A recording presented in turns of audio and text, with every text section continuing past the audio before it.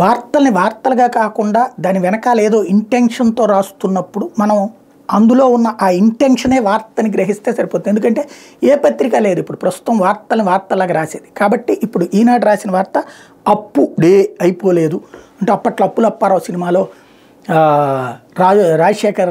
రాజేంద్ర ప్రసాద్ డైలాగ్ని వాడారు. 13,000 కోట్ల రూపాయల అప్పుల కోసం ప్రయత్నిస్తోంది అన్నటువంటి.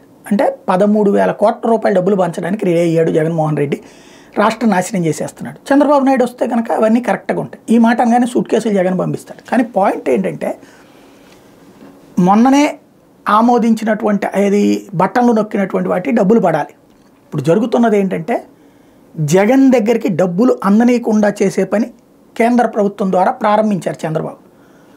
అప్పు తీసుకోవడానికి మనకు ఎంత అర్హత ఉందో అది తీసుకునే అవకాశం ఆటోమేటిక్గా రాష్ట్ర ప్రభుత్వం కూడా ఇన్నేళ్ల నుంచి ఉంది కదా. ఇప్పుడు అకస్మాత్తుగా మంగళవారం ఇది తీసుకోవడానికి అవకాశం ఉంటుంది. లాస్ట్ మంగళవారం 4,000 తీసుకున్నారు, జీతాలు పెన్షన్లు ఇవన్నీ చెల్లించారు. ఈ మంగళవారం 4,000 తీసుకొని ఇలా కేంద్ర ప్రభుత్వం ద్వారా ఆపిచ్చారు.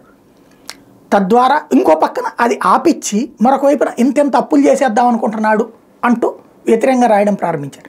కాబట్టి 13,000 కోట్లు ఇవ్వడానికి జగన్ సిద్ధపడితే ఆపడానికి ఇక్కడ కృషి చేస్తున్నారన్నది అర్థమవుతుంది.